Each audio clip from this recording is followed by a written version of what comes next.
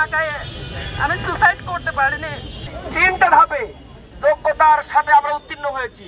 প্রিলি, written এবং viva উত্তীর্ণ হওয়ার পরে যখন আমরা আশায় মুখ বেঁধেছি আমরা এবার প্রভাষক হব, আমরা শিক্ষক হব, আমরা শিক্ষা খাতে অবদান রাখবো, ঠিক সেই সময় এনটিআরসি স্যার অনিয়ম করে, বৈষম্য করে আমাদের 8 মাসের শূন্য পদ না দিয়ে আমাদেরকে সুপারিশের বাইরে রেখে আমাদেরকে বঞ্চিত করেছে। আমরা বলতে চাই 8 মাস নয়, এই ডিসেম্বরের 31 ডিসেম্বরের শূন্য পদ দিয়ে আমাদেরকে নিয়োগের আওতায় আনতে হবে।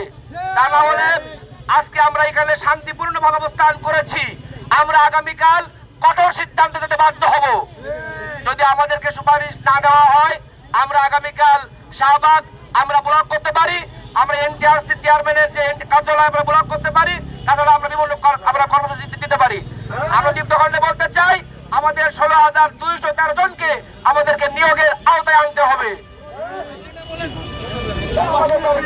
এখন প্রতিনিয়তই আমার উপর টর্চারিং করে এবং আমি তো সমাজে লাঞ্ছিত হচ্ছি, প্লাস শ্বশুর বাড়িতে আমাকে কেউ আর সাপোর্ট করে না, আমার পারিবারিকভাবে নির্যাতিত হচ্ছে, প্লাস আমার হাজব্যান্ড এখন বলে আমি তোর পেছনে এত টাকা পয়সা খরচ করছি, আমি আর তোর ভরণ পোষণের দায়িত্ব নিতে পারতিস না, প্লাস তোর 2টা বাচ্চা, এখন তুই কোথায় যাবি? হয় মায়ের বাড়ি যা আর যা ইচ্ছা তাই কর। এখন আমি আমার শ্বশুর বাড়ি থেকে একবারে সেপারেশন নিয়ে ডিভোর্স হয়নি, কিন্তু আমাকে বের করে দিচ্ছে। আমি এখন মায়ের বাসায় এসে রয়েছি, কিন্তু আমার 2টা বাচ্চা যখন বলে আম্মু আমার এটা লাগবে ওইটা লাগবে, আমি তার কিছুই দিতে পারি না ভাইয়া।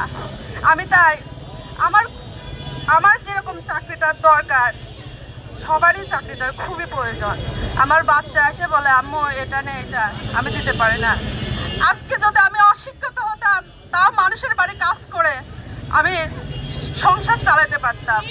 আজকে কুকুরের যেটুকু মূল্য আছে আমার সেটুকু মূল্য নেই। আজকে শিক্ষিত বিধায় আমি কারোর বাড়ি গার্মেন্টসে কাজ করতে পারে না, বাসার কাজ করতে পারে না। আমাদের মতো অসহায় এই শিক্ষিত বেকারদের যে অসহায় আমি কি বলবো। আমি সুসাইড করতে গেছে 2 বার করে, কিন্তু আমার বাচ্চার মুখের দিক তাকায় আমি সুসাইড করতে পারিনি। আমি আজকে বুঝি যমুনা রায় কি জন্য সুসাইড করেছে, আমার ওই একই অবস্থা। আজকে আমি প্রতি পদে লাঞ্ছিত। আজকে আন্দোলনে আমার আম্মা আসতে দেবে না, আমরা 3 বোন 1 ভাই। ভাইটা বললো যে আপু আমি যাই, আমি বললাম না তুই একা।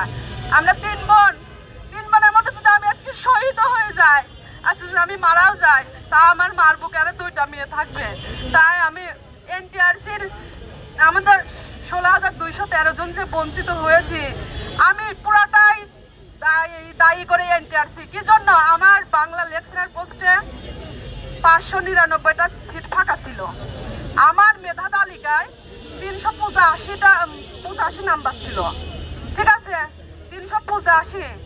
আমি চাকরি হওয়ার পরেও আমার পিছনে আরো 200 জন চাকরি পাবে। আমি তো কনফার্ম ধরেই নিছিলাম আমার চাকরিটা হবে। আমি 40টা চয়েস দিছি প্লাস ইয়েস অপশনও চালু করছি যে আমাকে যেখানে দেয় সেখানে আমি চাকরি করব। কিন্তু এনটিআরসির অনিয়মের কারণে আমি এত 63 মার্ক নিয়েও আমি আজকে চাকরি বঞ্চিত হয়েছি।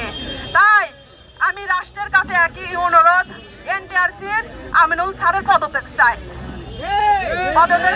হয় আমাদের নিয়োগ দেবে, না হয় উনি গদি ছাড়বে, এটাই আমাদের দাবি।